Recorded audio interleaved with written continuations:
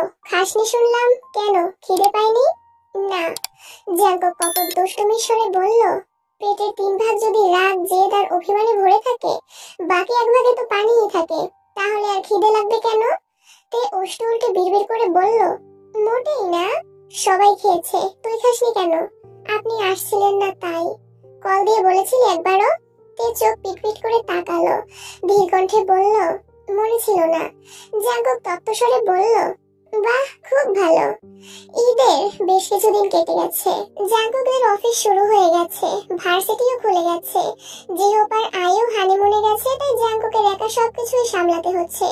2 office সামলে রীতিমতো হিমশিম খাচ্ছে জাঙ্কুক। এক বিকেলে থেকে কল দিল জাঙ্কুক। তে কল রিসিভ করতেই জাঙ্কুক বলল, আমাকে দেওয়ার মতো একটুখানি সময় কি হবে আপনার? জাঙ্কুকের আহ্লাদী কণ্ঠে বলা কথা শুনে তে মুচকি এসে বলল, কেন হবে না, আপনি চাইলেই হবে। তাহলে রেডি হয়ে বের হন। রেডি হয়ে বের হতেই দেখলো একটা রিক্সা দাঁড়ানো। তাই আশপাশে জাঙ্কুককে খুঁজছে, কিন্তু জাঙ্কুক কোথাও নেই। অনেকটা সামনে যেতেই দেখলো জাঙ্কুক একটা গাছের নিচে দাঁড়ানো। তাই ডাকতেই রিক্সায় উঠে বসলো। তাই জাঙ্কুকের দিকে তাকিয়ে প্রশ্ন করলো, বড় আব্বু তো সেদিন আপনাকে বাইক চালানোর অনুমতি দিয়েছে, তাহলে আপনার বাইক কোথায়? অফিসে। রিক্সা দিয়ে কোথায় যাচ্ছি? দেখি কোথায় যেতে পারি। অনেকটা পথ গিয়ে দুজনেই রিক্সা থেকে নামলো। কোলাহল শূন্য একটা রাস্তা। হঠাৎ 2-1টা গাড়ি আপন গতিতে ছুটছে। জাঙ্কুক একে নিয়ে একটা কালো রঙের নতুন ঝকঝকে প্রাইভেট কারের কাছে গিয়ে থামলো। জাঙ্কুক মৃদু হেসে প্রশ্ন করলো, গাড়িটা কেমন? তিনি নিরুদ্বেগ ভঙ্গিতে বলল, ভালোই। পছন্দ হয়নি? কার গাড়ি আমি পছন্দ করে কি করব? জাঙ্কুক উদাস ভঙ্গিতে বলল, গাড়িটা আজই কিনেছি, কেমন হয়েছে? তের ভাবলেশীন জবাব, আপনার সাথে ফাজলামি মানায় না। আমি ফাজলামি করতে যাব কেন? সত্যি সত্যি আমার গাড়ি, এই যে চাবি। তে অবিশ্বাস্য দৃষ্টিতে জাঙ্কুকের হাতে থাকা চাবিটার দিকে তাকিয়ে রইল। ঢোক গেলে উষ্ণ স্বরে জানতে চাইল, আপনি গাড়ি কিনেছেন? জি ম্যাডাম। কিন্তু কেন? জাঙ্কুক ভারী কণ্ঠে বলল, গাড়ি পছন্দ হয়েছে কিনা সেটা বল। তের গাড়ির দিকে মনোযোগ নেই, রাগী স্বরে বলল, গাড়ি আমি দু চোখে সহ্য করতে পারি না। জাঙ্কুক মুচকি হাসলো। তে উদ্বিগ্ন কণ্ঠে জিজ্ঞেস করলো, আপনার বাইক কোথায়? অফিসে। কেন? তে কাঁদো কাঁদো মুখ করে আবারও শুধালো, আপনি গাড়ি কেন কিনলেন? জাঙ্কুক মৃদু হেসে বলল, মাঝে মাঝে নিজের অবস্থান বোঝাতে তীব্র অপছন্দের জিনিসকে পছন্দের তালিকায় যুক্ত করতে হয়। আপনি বাইক চালাবেন নাকি গাড়ি? জাঙ্কুক মেকি স্বরে বলল, আমি বাইক চালাবো আর তুই গাড়ি। তে সশব্দে হেসে বলল, আমি গাড়ি চালালে আপনার গাড়ি আহত হবে আর আমি নিহত। জাঙ্কুক অগ্নিদৃষ্টিতে তাকাতেই তে মুখ বন্ধ করে ফেলেছে। জাঙ্কুক স্বাভাবিক কণ্ঠে বলল, চল ঘুরে আসি। তে জাঙ্কুকের পাশের সিটে বসে জাঙ্কুকের দিকে তাকিয়ে আছে। জাঙ্কুক বাইক কেনাতে বাইকে ওঠার জন্য তে যতটা আগ্রহী ছিল, গাড়িতে ওঠার জন্য সেই আগ্রহের এক অংশও নেই। ইট পাথরের শক্ত দেয়ালের মতোই টিম্বারের প্রতিটা মানুষ পাষাণ হয়ে যাচ্ছে। সবাই সবার আপন হওয়া সত্ত্বেও মাঝে মাঝে নিষ্ঠুর মানবের ন্যায় আচরণ করে। ইমরানজন একাই 2টা গাড়ি কিনেছেন, বেকুইন নিজের টাকায় আলাদা গাড়ি কিনেছেন, অবশেষে জাঙ্কুকও গাড়ি কিনেছে। এ যেন প্রতিযোগিতা চলছে, নিজেদের অবস্থান যাচাইয়ের প্রবল প্রতিযোগিতা। জাঙ্কুক হঠাৎই তের দিকে তাকিয়ে প্রশ্ন করলো, গাড়ি কিনেছি বলে রাগ করেছিস?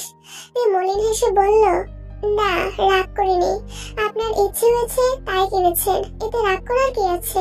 এবার ঠান্ডা কণ্ঠে বলল, একটা কথা জিজ্ঞেস করি?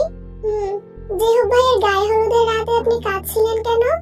বেশ কিছু সময় নিঃশব্দ থেকে জাঙ্কুক তপ্তস্বরে বলল, নিজে করা ভ্রান্তিগুলো অতর্কিত বুকের ভেতর প্রদীপ্ত আগুনের উত্তাপ সৃষ্টি করলে সহস্রাব্দ চেষ্টার পরেও নিজেকে অবিচল রাখা যায় না।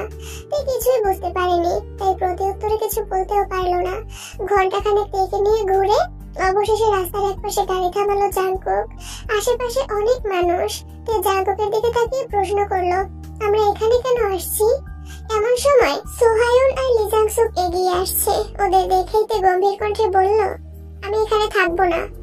জাঙ্কুকের হাত ধরে আটকে দিল। সোহায়ুন আর লিজাংসুক এগিয়ে এসে কোমল স্বরে বলল, সরি ভাই। জাঙ্কুক মৃদু হেসে দুজনের সাথে হ্যান্ডশেক করতে করতে বলল, কোনো ব্যাপার না। এর আগে কটমট করছে। জাঙ্কুক এত স্বাভাবিকভাবে কথা বলছে দেখে এর আরো বেশি রাগ হচ্ছে। সোহায়ুন আর লিজাংসুক জাঙ্কুকের সাথে টুকিটাকি কথা বলছে আর তে ভেতরে ভেতরে ফুটছে। হঠাৎ একজন পেছন থেকে তের চোখ ধরে তের চোখে হাত রেখে বোঝার চেষ্টা করলো আর মনেই বলল, জিমিন। জিমিন চোখ ছেড়ে দিয়ে সামনে এসে বলল, হ্যাঁ বেবি। পেছন থেকে বয়ুকরাও বেরিয়ে আসছে। সবাইকে দেখে তের মন আবারও খারাপ হয়ে গেছে। জাঙ্কুক স্বাভাবিক কণ্ঠে বলল, তে যা হয়েছে সব ভুলে যা। একটা সময় পর পরিবার থেকেও বন্ধুরা আপন হয়। তুই এখন সেই সময়ে আছিস। সামান্য বিষয় নিয়ে রাগ করে থাকিস না প্লিজ। তের আগে ফোঁস করে বলল, ওইটা সামান্য বিষয় ছিল না, আর আমার কোনো বন্ধুর প্রয়োজন নেই। জাঙ্কুক শান্ত স্বরে বলল, প্লিজ তে এত রাগ করে থাকিস না। বয়ং সোহায়ন লিজাংসুক কানে ধরে সরি বলছে। তে তবুও মুখ ফুলিয়ে রেখেছে। তের আগে কটমট করে বলল, আপনি বাসায় না গেলে আমি একাই চলে যাব। সোহায়ন আর লিজাংসুক কালো কালো মুখ করে বলল, তোর পায়ে ধরলে মাফ করবি আমাদের? তে রাগী স্বরে বলল, না, তোরা তোদের মতো থাক আর আমি আমার মতো থাকবো। জাঙ্কুক তেকে নিজে থেকে ঘুরিয়ে মোলায়েম কণ্ঠে বলল, আমি চাই না আমার কারণে তুই তোর বন্ধুদের সাথে এমন ভাবে সম্পর্ক নষ্ট করে দিস। ওইটা শুধুই একটা অ্যাক্সিডেন্ট ছিল, আর কিছুই না। ওখানে কারো দায় ছিল না। বোঝার চেষ্টা কর। তুই নিজেকে আর কষ্ট দিস না প্লিজ। আমি পারবো না। আমি ভুল করেছি। আমি আমার ভুলের শাস্তি হিসেবে নিজেকে একা করেছি। আমি একাই থাকবো। জাঙ্কুক ঠান্ডা কণ্ঠে বলল, আমার কথা মানবি না? এবার থামলো। চোখ ছোট করে জাঙ্কুকের দিকে তাকিয়ে রাগী স্বরে বলল, আপনি ওদের সাথে মেশার জন্য এত জোর করছেন কেন? জাঙ্কুক মলিন হেসে বলল, জানি না, কিন্তু আমি চাই তুই ওদের সাথে আগের মতো চলাফেরা কর।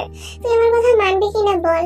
তুই কিছুক্ষণ চুপ থেকে গম্ভীর কণ্ঠে বলল, আমি ওদের সাথে কথা বললে আপনি যদি খুশি হন তাহলে আমি কথা বলবো। ধন্যবাদ। জাঙ্কুক সবার থেকে বিদায় নিয়ে চলে গেছে। আড্ডা দেওয়া শেষ হলে নিতে আসবে। তেরা কিছুটা এগিয়ে গিয়ে শান্তশিষ্ট জায়গা দেখে বসলো। বয়ং উদ্গ্রীব হয়ে বলল, সরিতে, আমাদের করা দুষ্টুমিতে এত বড় বাস খাবো ভাবতেই পারিনি। প্লিজ মাফ করে দে। লিজাংসুক গম্ভীর কণ্ঠে বলল, আসলে আমাদের জায়গা থেকে যেটাকে ঠিক মনে হয়েছিল আমরা সেটাই করেছি, কিন্তু আমাদের করা কাজটা যে ভুল ছিল সেটা বুঝতেই পারিনি। জিমিন গম্ভীর কণ্ঠে বলল, আমি বহুবার তোদের সাবধান করেছিলাম, তোরা আমার কথা পাত্তাই দিসনি। তোদের জন্য সুগা ভাইয়ের কাছে কত বকা খেতে হয়েছে আমার, এর দায় কে নেবে? সোহায়ন গলা খাকারি দিয়ে বলল, আসলে আমাদের সেদিন তোর কথা শোনা উচিত ছিল, একমাত্র তুই ঠিক ছিলি। বয়ং বলে উঠল, জিমিন তের ব্যাপারে বরাবরই ঠিক থাকে, আমরাই বারবার ভুল প্রমাণিত হই। আসলে আমরা তের সত্যিকারের বন্ধু না, ডিপার্টমেন্টে পরিচয়। হয়তো 4-5 বছর একসঙ্গে পড়বো, তারপর যে যার মতো সব ভুলে চলে যাব। কিন্তু জিমিন, সে কিন্তু সেই স্কুল জীবন থেকে তের সাথে আছে। তে কেমন, ওর ইচ্ছে, পছন্দ, অপছন্দ সবকিছু জিমিন সবসময় বেশি জানে। অথচ আমরা জিমিনের কথা না শুনে নিজেরা মায়া দেখিয়ে উল্টো বিপদে পড়লাম। লিজাংসুক গম্ভীর কণ্ঠে বলল, সত্যি জিমিনের মতো বান্ধবী পাওয়া ভাগ্যের বিষয়। তে বলল, সেই ঘটনার পর আমিও বুঝেছি জিমিন ছাড়া আমার আর কোনো বন্ধু নেই যে সত্যিই আমার ভালো চায়। এই তে, জিমিন তো তোর বেস্ট ফ্রেন্ড, তাই না? একমাত্র বেস্ট ফ্রেন্ড। ছোট থেকে অনেক বান্ধবী হারিয়েছি, কিন্তু জিমিন সবসময় আমার পাশে ছিল, আর এখনো আছে। আল্লাহ বোধহয় চান আমরা সবসময় একসাথে থাকি। জিমিন হেসে বলল, হ্যাঁ, এজন্যই তো দুজনে এক সাবজেক্টে চান্স পেয়েছি। বয়ংকের দিকে তাকিয়ে ধীর কণ্ঠে বলল, তে, তুই চাইলে তোদের সম্পর্কটা সারা জীবন এমন রাখতে পারবি। কিভাবে? জিমিনকে সুগা ভাইয়ের সঙ্গে বিয়ে দিয়ে দিলে জিমিন তোর ভাবি হয়ে যাবে, তাহলে তোদের সম্পর্ক আজীবন এমনই থাকবে ইনশাআল্লাহ। জিমিন চেঁচিয়ে উঠল, জীবনেও না, পাগলের মতো কথা বলিস না তো। তুই কিছুক্ষণ চুপ থেকে হঠাৎ বলল, সত্যিই তো, আমি এটা কোনোদিন ভাবিনি কেন। তুই জিমিনের দিকে তাকিয়ে মুচকি এসে বলল, বেবি, তুমি কি আমার জিমিন তের মুখ চেপে ধরে রাগে স্বরে বলল, আপনি যাকে অফারটা দিতে যাচ্ছেন সে আপনার তার ছিঁড়া অফার শোনার জন্য একদম প্রস্তুত নয়। সরি। তে নিজের মুখ থেকে জিমিনের হাত সরিয়ে লম্বা করে শ্বাস নিয়ে বলল, আমি যা চাই তাই পাই। তোকে আমার ভাবি হিসেবে চাইছি, ইনশাআল্লাহ সেটাও পেয়ে যাব। জিমিন হুঙ্কার দিয়ে উঠল, তোর রাজগবি ইচ্ছে পূরণ হওয়ার নয়। তে মুখ ফুলিয়ে কপাল গুটিয়ে সূক্ষ্ম নেত্রে জিমিনের দিকে তাকিয়ে আছে। বয়ং বলে উঠল, পূরণ হওয়ার নয় কেন? তুই কি অন্য কাউকে পছন্দ করিস? জিমিন কিছু বলার আগেই তে গর্জে উঠে বলল, না, জিমিন কাউকে পছন্দ করে না, আর করবেও না। করলে শুধু আমার ভাইয়াকেই করবে। এর মধ্যে সোহায়ন বলল, তে, তুই এতদিন একটা সঠিক সিদ্ধান্ত নিয়েছিস। আমরা আজ আছি কাল নেই, কিন্তু তোর ভাবি করে নিলে জিমিন সারা জীবন তোর পাশে থাকবে। জিমিনের নাকের ডগা লাল বর্ণ ধারণ করেছে, রাগে চোখ মুখ আগুনের মতো হয়ে গেছে। চোয়াল শক্ত করে জিমিন বলল, তুই আর কথা বলিস না, ভন্ড কোথাকার। সেদিন তো খুব করে বলেছিলি, কার এত সাহস যে তোর গায়ে হাত তুলবে, আমি দেখবো তোকে বাঁচাবো। পরে কোথায় ছিল বাঁচানোর ক্ষমতা? জাঙ্কুক ভাইয়ের এক ধমক খেয়েই তো স্তব্ধ হয়ে গেছিলি। সোহায়ুন ঢোক গেলে উষ্ণ স্বরে বলল, ধমক খেয়ে স্তব্ধ হইনি, অন্য কারণে হয়েছিলাম। কি কারণে? তোদের বলা যাবে না, কারণ তোরা ভয় পাবি। ভাব কম নিয়ে বল। সোহায়ুন কপাল চুলকে বিড়বিড় করে বলল, সেদিন জাঙ্কুক ভাইয়ের কাছে কিছু একটা ছিল, সেটা বুঝতে পেরেই আমি ভয়ে চুপ করে গেছিলাম। ভ্রু কুচকে তাকিয়ে আছে, দৃষ্টিতে তিক্ততা। জিমিনও মুখ বেঁকিয়ে চেয়ে আছে। বইয়ংরা বেশ কৌতূহলী। নিচু স্বরে বলল, কি ছিল? ভয় পাবি না তো? না, বল। সোহায়ুন ঢোক গেলে দীর্ঘণ্ঠে বলল, রিভল্টের সঙ্গে সঙ্গে গর্জে ওঠে। চুপ কর সোহায়ুন, জাঙ্কুক ভাইকে তোর গুন্ডা মনে হয়? আমার জাঙ্কুক ভাইয়ের নামে আর একটা বাজে কথা বললে আমি তোকে শেষ করে ফেলবো। সোহায়ুন ভ্রু গুটিয়ে ভাবলেশীন ভাবে জবাব দিল, আমি জানি তোরা বিশ্বাস করবি না, তাই তোদের এতদিন কিচ্ছু বলিনি। তাছাড়া শোন, জাঙ্কুক ভাইকে গুন্ডা বলছি না, আমি শুধু বলছি ওনার কাছে ওইরকম কিছু একটা আছে। জিমিন ফোঁস করে বলল, বাজে কথা বলিস না সোহায়ুন, জাঙ্কুক ভাইকে দেখে তুই ভয় পেয়ে চুপসে গেছিস, সেটা স্বীকার কর। সোহায়ুন গম্ভীর কণ্ঠে বলা শুরু করলো, ওনাকে দেখে ভয় পাইলে হয়তো ভয়ে পালাইতাম, না হয় শুরু থেকে চুপ করে স্ট্যাচুর মতো দাঁড়িয়ে থাকতাম। কিন্তু তোদের মনে আছে কিনা জানি না, আমি কিন্তু ঠিকই কথা বলতে এগিয়ে গিয়েছিলাম। ওনার ধমক খেয়ে থামছি ঠিক আছে, কিন্তু আমার নজর ছিল ওনার হাতের দিকে। উনি বারবার পেছন থেকে কিছু একটা বের করতে চাইছিলেন, কিন্তু ওনার বন্ধু হাত চেপে ধরে বারবার বারণ করছিল। আমি যতক্ষণ মাথা নিচু করে দাঁড়িয়েছিলাম ততক্ষণ শুধু সেদিকেই তাকিয়েছিলাম। তাই অবিশ্বাস্য কণ্ঠে বলল, তুই বললি আর আমি বিশ্বাস করে ফেলবো? জীবনেও না। বিশ্বাস করতে হবে না, যেদিন স্বচক্ষে দেখবি সেদিন আমার এই কথাটা মনে করিস, তাহলেই হবে। অবশ্য তোর সামনে ওনার এই রূপটা আসার সম্ভাবনা খুবই কম। বইয়ং নম্রভাবে জিজ্ঞেস করলো, কেন? তোর সামনে জাঙ্কুক ভাই খুব ফর্মাল, অথচ আড়ালে তে ভারী কণ্ঠে শুধালো, জাঙ্কুক ভাইয়ের কাছে যদি সত্যিই কিছু থাকতো, উনি অ্যাক্সিডেন্ট করার পর কোথায় হাওয়া হয়ে গেছিল? হাসপাতালে তো আমি সর্বক্ষণ ওনার সাথে ছিলাম, দেখিনি কেন? সোহায়ুন সশব্দে হেসে বলল, ওনাকে হাসপাতালে যে আনছিল এই কথাটা তাকে জিজ্ঞেস করিস। তুই কপাল কুঁচকে ভাবছে, সেদিন তেরা হাসপাতালে যাওয়ার আগে জাঙ্কুককে রুমে পাঠিয়ে দেওয়া হয়েছিল। তাছাড়া সুগা ভাইয়াও সেখানে ছিল না। তাহলে কি সোহায়ুনের বলা কথাই সত্যি? তুই নিজের মাথায় নিজে গাঁটটা মেরে মনে মনে বিড়বিড় করলো, আমি কি ভাবছি এসব? জিমিন থেকে এক পলক দেখে ধমকের স্বরে বলল, চুপ করবি? তোদের আজে বাজে কথা শুনে ইচ্ছে করতেছে ওই লাঠিটা দিয়ে তোর মাথায় মারি। লি জাংসুক এবার করুণ স্বরে বলল, হ্যাঁ, একেবারে মেরে ফেল। কপালের কোনো ফেরে যে তোদের দুটোর সাথে বন্ধুত্ব হয়েছিল একমাত্র আল্লাহই ভালো জানেন। একজন 3 দিন বন্দি। সোহায়ুন লি জাংসুককে গুঁতা দিতেই লি জাংসুক চুপ করে গেছে। জিমিন তৎক্ষণাৎ জিজ্ঞেস করলো, এই সোহায়ুন, তখন 3 দিন তোরা কোথায় ছিলি? কি হয়েছিল তোদের সাথে? সেসব বলা বারণ। বইয়ং ঠাট্টা করে বলল, মায়ের কেমন খাইছিলি? লি জাংসুক আস্তে করে বলল, শুরুটা অশুভ হলেও শেষটা খুব উৎকৃষ্ট ছিল, মনে রাখার মতো। বইয়ং হালকা ধমকের স্বরে বলল, আগের কাহিনী বাদ দে, আজকের দিনে আয়। জিমিন, এবার তুই কিছু বল। জিমিন রাগী কণ্ঠে বলল, আমি নতুন করে কিচ্ছু বলতে চাই না। তুই আমার বেস্ট ফ্রেন্ড, আমি সারা জীবন বেস্ট ফ্রেন্ড হিসেবেই ওকে সাপোর্ট করবো ইনশাআল্লাহ। তুই রাগান্বিত কণ্ঠে বলল, এমন বহু বেস্ট ফ্রেন্ড দেখেছি যারা শুরুর দিকে একে অপরকে ছাড়া বাঁচে না, প্রয়োজন শেষে কিংবা দুজনের দূরত্ব বেড়ে গেলে যোগাযোগ বন্ধ হয়ে যায়, চোখের আড়াল থেকে ধীরে ধীরে মনের আড়ালও হয়ে যায়। আমি তেমন সম্পর্ক চাই না। আল্লাহ যেহেতু আমাদের এত বছর একসাথে রেখেছেন, আশা করব বাকি জীবনও রাখবেন। আজ এই মুহূর্তে তোদের সাক্ষী রেখে জিমিনকে আমি আমার ভাবি হিসেবে স্বীকৃতি দিয়ে দিচ্ছি। জিমিন এখন চাইলেও আমার ভাইকে ছাড়া কাউকে ভালোবাসতে পারবে না। জিমিন আমার ভাবি, আজ থেকে আমি জিমিনকে ভাবি বলেই ডাকবো, এটাই ফাইনাল। জিমিন গম্ভীর কণ্ঠে বলল, সব বিষয়ে পাগলামি করিস না, এটা সম্ভব না।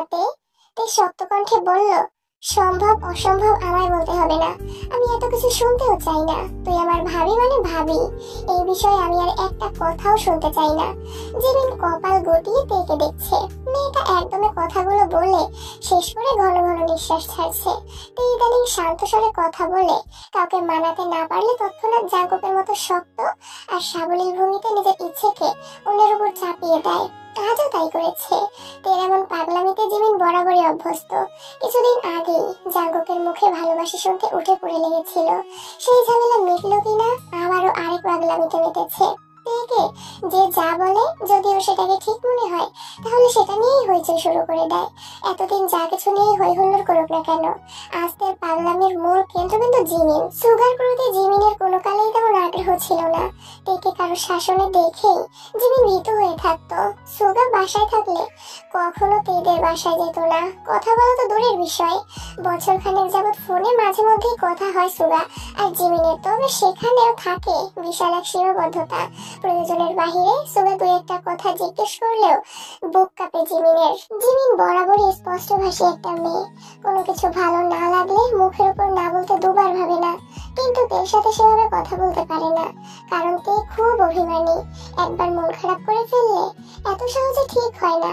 জাঙ্কুকের কথায় হয়তো সোহায়নদের সাথে কথা বলছে ঠিকই, তবে পূর্বের মতো স্বাভাবিক বন্ধন আর কখনো হবে না। তবে তের আজকের পাগলামি জিমিনও স্বাভাবিকভাবে নিতে পারছে না। জিমিন ভ্রুকুচকে তাকিয়ে আছে। তেকে কিভাবে থামাবে সেসব ভেবেই বুক কাঁপছে জিমিনের। অসহনীয় ব্যথা অনুভব হচ্ছে বুকে। সোহায়ন হুট করে বলে ফেললো, আজ থেকে সবাই তে আর জিমিন দুজনকেই ভাবি ডাকবি, বুঝলি? তে, জিমিন, বইয়ং সবাই একসঙ্গে শুধালো। কেন? সোহাইয়ের মুখে হাসি রেখে বলল, তে জাঙ্কুক ভাইয়ের বউ, তার মানে আমাদের ভাবি, আর জিমিন সুগা ভাইয়ের বউ। জিমিন ধমক দিয়ে বলল, তেকে ডাকতে ইচ্ছে হলে ডাক, আমার কিছু ডাকতে আসবি না। লি জাংসুক লম্বা করে শ্বাস টেনে ফুস করে ছেড়ে উদাসীন ভঙ্গিতে বলল, থাক ভাই, আমরা কোনো রিস্ক নিতে চাই না। আজ থেকে তেও ভাবি তুইও ভাবি। তে গম্ভীর কণ্ঠে বলল, জাঙ্কুক ভাইয়ের সাথে আমার বিয়ে হয় কিনা সন্দেহ, ভাবি ডেকে আমার কোমল মনে আঘাত দিস না।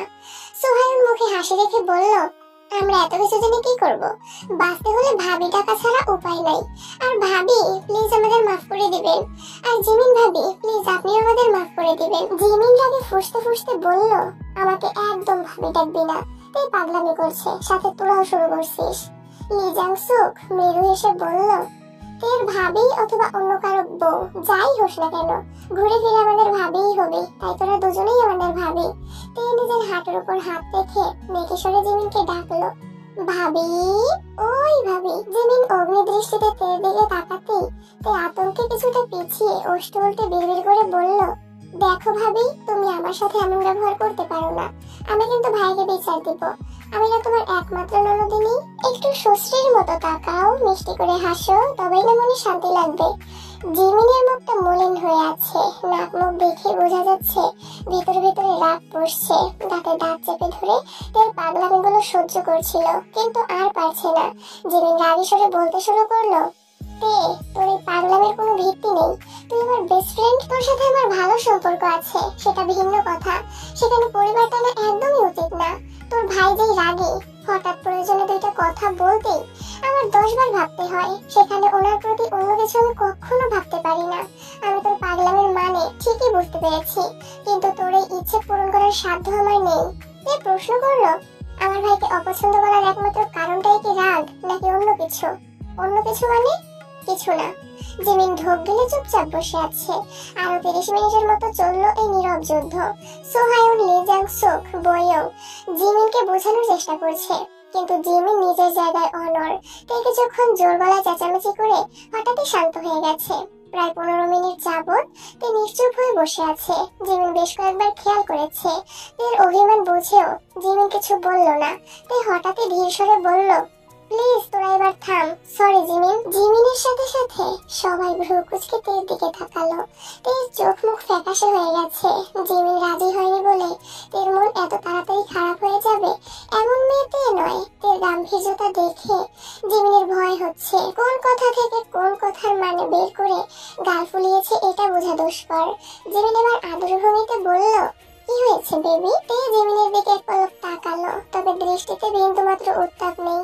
জিমিন মলিন মুখ করে আবারও বলল, বেবি, তুমি কি রাগ করেছো? তে জিভ দিয়ে ঠোঁট ভিজিয়ে অনুষ্য কণ্ঠে বলল, না, রাগ করিনি। সোহায়ন জিজ্ঞেস করলো, তো কি হয়েছে ভাবি? তে সোহায়নের দিকে তাকিয়ে মলিন হাসলো। এভাবে বাহিরের কারো মুখে ভাবি শুনতে তের বেশ ভালোই লাগছে। সহসা জিমিনের দিকে এক নজর তাকিয়ে মিনমিনে স্বরে বলল, মানুষ নিরন্তর সুখে নির্খোঁজে কষ্ট আড়াল করে প্রতিনিয়ত স্বভাবসিদ্ধ হাসে। তীরবলা কাব্যিক কথার মানে কেউই বুঝলো না। লিজান সুব্বির কণ্ঠে জানতে চাইল, কি হয়েছে তে? তে কণ্ঠ খাদে নামিয়ে বলল, সরি জিমিন, আমার ওইরকম ভাবে জোর করা একদমই উচিত হয়নি। জিমিন তত্ত্বস্বরে বলল, কি হয়েছে তোর, প্লিজ বল। তে ঢোক গিলে গলা খাকারি দিয়ে বলতে শুরু করলো, আমার পরিবার যেমন ছোট থেকেই আমার ব্যাপারে খুব সিরিয়াস, তেমনি আমিও আমার পরিবারের ব্যাপারে সিরিয়াস। প্রতিটা মানুষের মতো আমার মনেও পরিবারের প্রতি সফট কর্নার আছে, যা হয়তো সারা জীবন থাকবে। আমার পরিবারের অভ্যন্তরীণ সমস্যার কথা আমি এত সহজে কাউকে বলি না, এমনকি জিমিনকেও না। আমার মন খারাপের সময়টা নিজেকে গুটিয়ে রাখি, তবুও বন্ধুদের ফ্যামিলি প্রবলেম শেয়ার করি না। জাকুব ভাই ব্যতীত বাসার সবার সাথে আমার খুব ভালো সম্পর্ক, এমনকি যে সুগা ভাইয়া আমার ছোট থেকে কড়া শাসনে রেখে আমাকে বড় করেছে, তাকে আমি খুব ভালোবাসি। শেষ কথাটা বলতেই তার চোখ বেয়ে দুহোটা পানি গাল বেয়ে গড়িয়ে পড়লো। বয়ং জিজ্ঞেস করলো, তোর পরিবারে কি সমস্যা, কিছু হয়েছে? তে চোখের পানি মুছে ভেজা কণ্ঠে আবারও বলতে শুরু করলো, একটা সময় পর্যন্ত ভাইয়ার প্রতি আমার ক্ষোভের অন্ত ছিল না, সবকিছু অসহ্য লাগতো। কিন্তু হঠাৎ সবকিছু কেমন যেন বদলে গেছে। একদিন আমি স্কুল থেকে ফিরে দেখি ভাইয়া ড্রয়িং রুমের ফ্লোরে বসে দুহাতে মাথা চেপে ধরে কাঁদছে। আম্মু আর বড় আম্মু ভাইকে বোঝানোর চেষ্টা করছে, অন্যদিকে আব্বু আর বড় আব্বু যা তা বলে চিৎকার করছে। আমার ছোট্ট মস্তিষ্কে তখন কিচ্ছুই ঢুকছিল না। ভাইয়া তখন উচ্চ মাধ্যমিক শিক্ষার্থী ছিল, কিছুদিন পর পরীক্ষা, অথচ ভাইয়ের অবস্থা নাজেহাল হয়ে পড়ছিল। আমি আম্মুকে অনেকবার জিজ্ঞেস করেও সঠিক তথ্য জানতে পারিনি। বড়রা আমার থেকে কিছু একটা লুকাতে প্রতিনিয়ত ব্যস্ত থাকতো। আমিও কৌতূহলী হয়ে জানতে চেষ্টা করলাম। তারপর মোটামুটি যা বুঝেছি, ভাইয়া কলেজে পড়াকালীন এক মেয়ের সাথে পরিচয় হয়েছিল। মূলত মেয়েটা নিজে থেকেই ভাইয়ের সাথে বন্ধুত্ব করেছিল, তাও প্রায় 1 বছর ভাইয়ের পিছু পিছু ঘুরে। 1 বছর পর থেকে ভাইয়া মেয়েটার সাথে টুকিটাকি কথা বলা শুরু করে, যা এক পর্যায়ে সম্পর্কের দিকে এগোয়। ভাইয়ার টেস্ট পরীক্ষার আগে আগে মেয়েটা হঠাৎ ভাইয়াকে প্রপোজ করে বসে। যেহেতু মেয়েটার সাথে ভাইয়ার ভালো সম্পর্ক ছিল, তাই ভাইয়াও রাজি হয়ে গেছিল। পরীক্ষার ব্যস্ততায় প্রায় 1 মাস কেটে যায়। এরপর ভাইয়ার এক ফ্রেন্ড ভাইয়াকে মেয়েটার ব্যাপারে কিছু তথ্য দেয়। ভাইয়া প্রথমে একদমই বিশ্বাস করেনি, কিন্তু পরবর্তীতে খোঁজ নিয়ে জানতে পারে ভাইয়ার বন্ধুর বলা প্রতিটা কথাই সত্যি ছিল। তারপর থেকে ভাইয়ের অবস্থা খারাপ হয়ে গেছিল। একের পর এক অসুস্থতা লেগেই ছিল। প্রায় 6 মাস ভাইয়ের দুনিয়ার কোনো খবর বলতে পারেনি, ইয়ার লস গেছে। তারপর ধীরে ধীরে কিছুটা সুস্থ হয়েছে। পড়াশোনায় ইরেগুলার হওয়ার পর থেকে আব্বুর সাথে ভাইয়ের সম্পর্কের বিশাল ফাটল ধরেছে। বড় আব্বু তেমন কথা বলতো না, শরীর সুস্থ হলেও ভাইয়ের মন তখনও অসুস্থই ছিল। তারপর থেকে জাকুব ভাই আর ভাইয়ার সম্পর্ক গভীর হতে শুরু করলো। ভাইয়ের সব আবদারের মাধ্যম হয়ে ওঠে জাকুব ভাই। ভাইয়ার মনের অবস্থা ঠিক রাখতে জাকুব ভাই ভাইয়াকে সব সময় সব বিষয়ে সাপোর্ট করতে শুরু করে। ভাইয়া হুট করে সিদ্ধান্ত নেয় যে সে রাজনীতি করবে। আব্বুদের বলেছে, কিন্তু আম্মুরা কেউ রাজি না, আব্বুরা তো আরো রাজি না। শুনেছিলাম জাকুব ভাইও রাজি ছিল না, কিন্তু ভাইয়ার খুশির জন্য বাধ্য হয়ে ভাইয়াকে সাপোর্ট করেছে, আর এখন পর্যন্ত প্রতিনিয়ত করেই যাচ্ছে। এসব ঘটনা দেখতে দেখতে সুগায়া ভাইয়ের প্রতি আমার চিন্তাধারা বদলাতে শুরু করে, সেই সাথে জাকুব ভাইয়ের প্রতিও। আমার ভাইদের যখন মানসিক সাপোর্ট দরকার ছিল, তখন জাকুব ভাই সেই সাপোর্টটা দিয়েছিল। তাই আমিও ধীরে ধীরে জাকুব ভাইয়ের প্রতি মনের ভেতর পুষে রাখা আক্রোশ ভুলতে শুরু করি, কিন্তু কখনো জাকুব ভাইয়ের সাথে কথা বলার চেষ্টা করিনি। যেদিন ভ্রু কুঁচকে তাকিয়ে আছে, বয়ং প্রশ্ন করলো, মেয়েটা কি করেছিল? আমি বিস্তারিত জানি না, তবে শুনেছি মেয়েটা তার গ্রামের স্কুলে পড়াশোনা করাকালীন স্থানীয় এক ছেলের সাথে সম্পর্কে জড়িয়েছিল, যা মোটামুটি 4-5 বছরের। তারপর এখানে এসে ভর্তি হয়। তখন ভাইয়াকে দেখেছে, মোটামুটি পরিচিত, আর ছেলে এলাকার স্থানীয়। তাছাড়া তখন ভাইয়া দেখতে শুনতে অনেক কিউট ছিল। সব মিলিয়ে ওই মেয়ে ভাইয়াকে পছন্দ করে ফেলে। আগের প্রেমিক এসব জানার পর তাদের মধ্যে কি ঝামেলা হয়, এরপর মেয়েটা জেদ করে ভাইয়ের সাথে সম্পর্কে জড়ায়।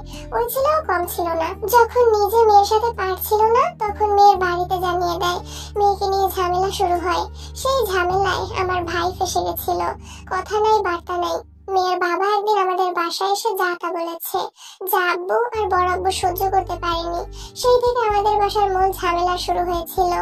বয়ং চাপা স্বরে বলল, তোর ভাই এখন ঠিক আছে তো?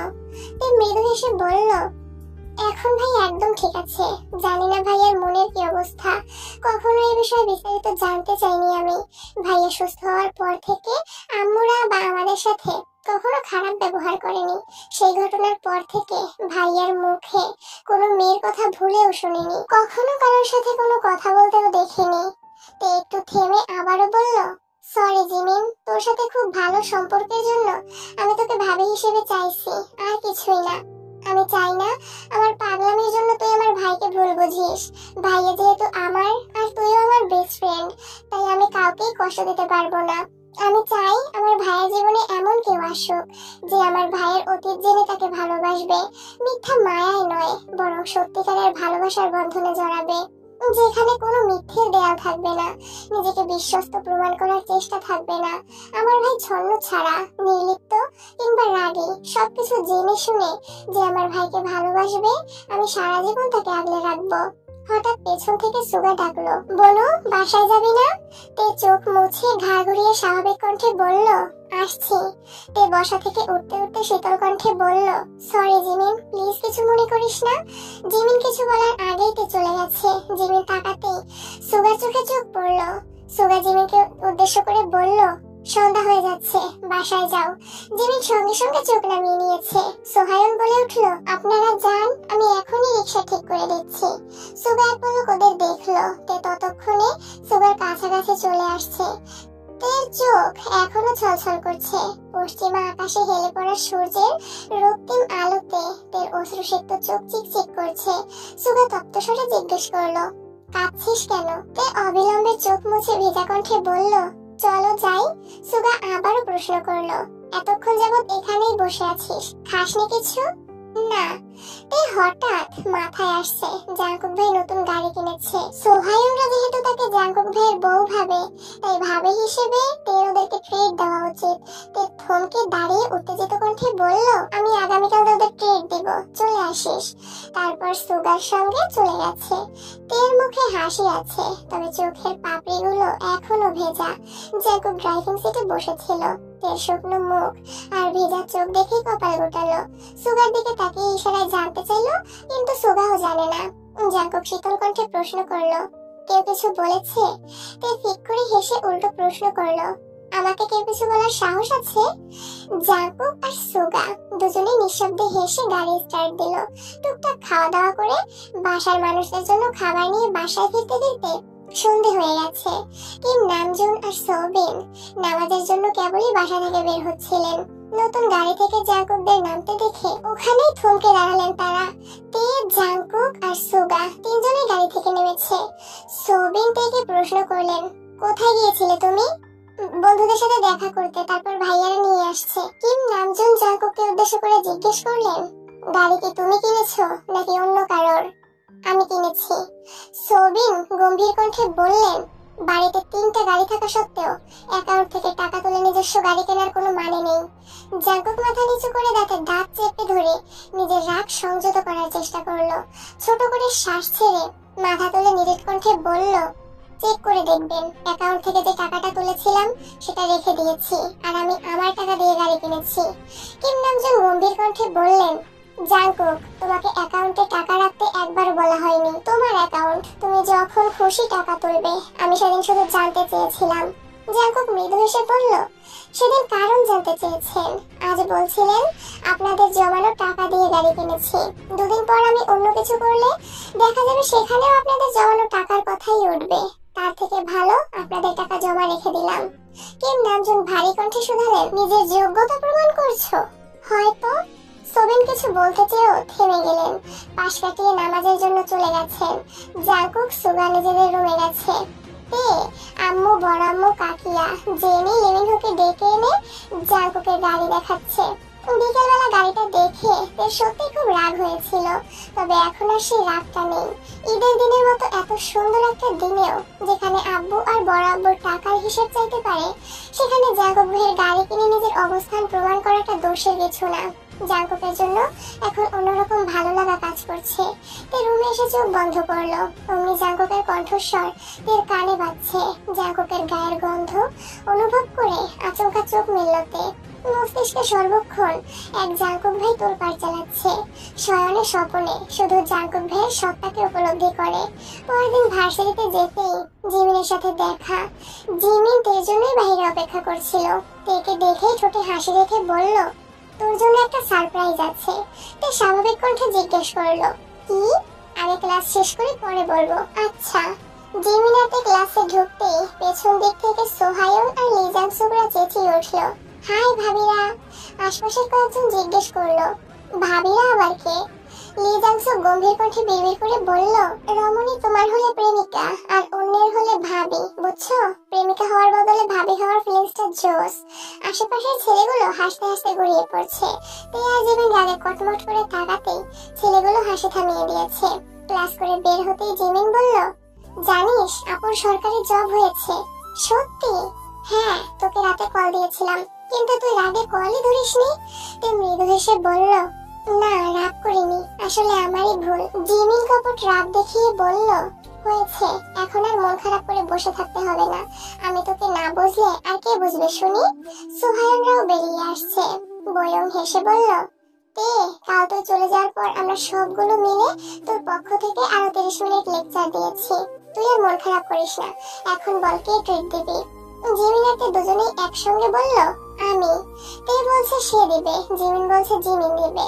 হঠাৎ সোহায়ন আর লিজাংসুক বলে উঠল, ভাবি আমরা কিন্তু দুজনের ট্রিটই খেতে পারবো, তবুও আপনারা নিজেদের মধ্যে মনোমালিন্য করবেন না প্লিজ। তে আর জিমিন ওদের সবাইকে ট্রিট দিয়েছে, কিন্তু জাঙ্কুক সুগাকে বলা হয়নি। জিমিন বারবার বলেছে ওনারা আমাকে অনেকবার ট্রিট দিয়েছে, আমারও ট্রিট দেওয়া উচিত। তাই কিছুই বলছে না, কারণ গতকালের বলা কথাগুলো এখনো ভুলতে পারেনি তে। এই অবস্থায় জিমিন আর সুগাকে একসাথে দেখলে তের আবারও ভাবি ডাকার স্বাদ জাগবে।